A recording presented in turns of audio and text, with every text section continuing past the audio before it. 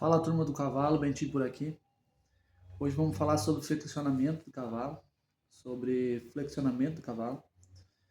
É um assunto bem importante porque às vezes a gente aprende a montar, né? Começa a andar a cavalo, começa de alguma maneira a ter esse contato maior com de cima do cavalo e por vezes a gente acaba esquecendo de um assunto bem importante que é flexionar esse cavalo, né? Para quem não entende ou não conhece o que é o flexionamento, flexionamento nada mais é do que um alongamento do teu cavalo. Imagina que quando a gente vai jogar uma partida de futebol, uma partida de vôlei, a gente vai fazer um exercício mais exaustivo um pouco do que o nosso cotidiano, do que a gente faz todo dia. Então a gente alonga para evitar muita lesão, para você conseguir ter uma mobilidade maior. E o cavalo não é nada diferente disso, né? Então a flexibilidade do cavalo, ela não é 100% do tempo a mesma maneira, é que nem o nosso corpo, né? A flexibilidade do cavalo, ela também depende, né, de um alongamento, de um exercício de flexionamento. E o flexionamento nada mais é do que um alongamento mais elaborado, dividido por partes, né? A gente divide o flexionamento do cavalo entre a parte de nuca, a parte de paleta, a parte do pescoço, costela, garupa. Então, o cavalo, como ele é um conjunto de membros ali que precisa desse flexionamento, a gente acaba dividindo essas por partes, essa frente e a garupa do cavalo, para que a gente consiga ter um desempenho melhor no alongamento dele, alongando ele por partes, né?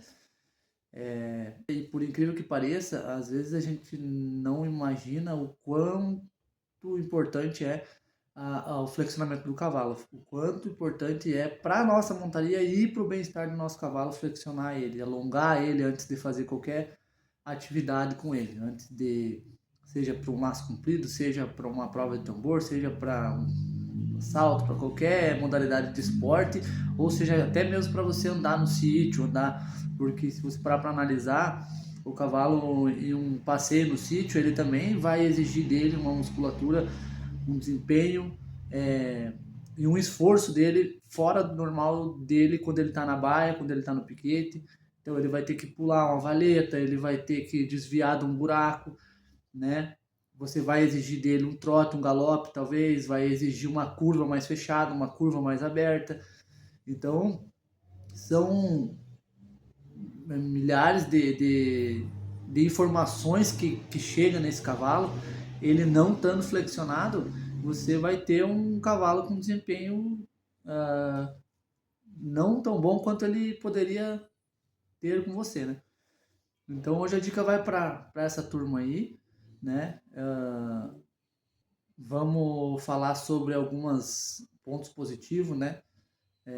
No flexionamento do cavalo a gente tem a melhora da postura dele, é uma das coisas bem importantes, né? Porque quando a gente flexiona o pescoço do cavalo, a gente tem um cavalo mais leve de frente, a gente tem um cavalo mais sensível ao toque das ajudas, né? Da mão. Quando você pede para ele fazer uma curva, o pescoço dele já vai estar flexionado para ele fazer esse movimento de virar. Não vai ser aquele cavalo duro que vai virar toda a paleta para conseguir fazer um movimento. Então, esse flexionamento é um flexionamento muito importante e que eu gosto com meus cavalos de fazer como se fosse uma brincadeira com eles. Quando eu estou montando, diferente do cavalo que eu monto, eu sempre faço uma brincadeira com eles com esse flexionamento de pescoço, de pedir para ele que ele encoste o bico do focinho no bico da minha bota, né? Eu faço essa brincadeira com eles de forma leve, para que ele tenha para os dois lados o flexionamento. Se o cavalo conseguir encostar o bico dele no bico da minha bota, a gente consegue ter um flexionamento lateral do pescoço muito bom, né? De nuca também, porque ele vai ter que baixar a cabeça para chegar lá. Então, de maneira gradual eu faço isso, porque tem cavalos que já têm esse conhecimento de flexionamento e tem cavalos que não têm. Tem cavalos que são potros, que viram na doma, mas que não teve uma sequência de, de flexionamento. Então eu tenho que relembrar ele disso para que ele possa lembrar, verdade, se eu for por aqui, eu ganho alívio, se eu for por ali, eu ganho alívio. Né? O cavalo sempre vai no alívio. Então, a gente exige um pouco dele, dá alívio. Exige um pouco mais, dá alívio. Né? Então, isso vai aumentar a obediência do cavalo com o cavaleiro, ele vai prevenir qualquer tipo de lesão que ele vá ter ali, né? Vamos ter uma prevenção de uma distensão muscular, de alguma coisa que vá gerar um esforço dele sem estar flexionado que possa causar uma lesão. E o desempenho do cavalo vai ser com certeza melhor com você. Ele vai fazer as curvas mais à vontade, ele vai fazer o movimento, todos os movimentos do cavalo quando ele está flexionado, ele vai fazer mais confortável, né? Eu brinco com os meus amigos quando a gente está, às vezes, trabalhando ou em algum lugar que tem alguns cavalos que são hidráulicos, né? Não, esse é hidráulico, esse não é. Porque o cavalo que ele está bem flexionado, ele não exige de você uma força muito grande na boca, uma força muito grande na rédea, você não precisa levar o cavaleiro a um cansaço para conseguir pedir o que o cavalo tem que fazer, sabe? Então eu gosto de falar que o cavalo é hidráulico, aqueles que estão bem flexionados, porque daí são cavalos que a gente consegue, com pouco esforço, ele chegar aonde a gente quer que ele chegue.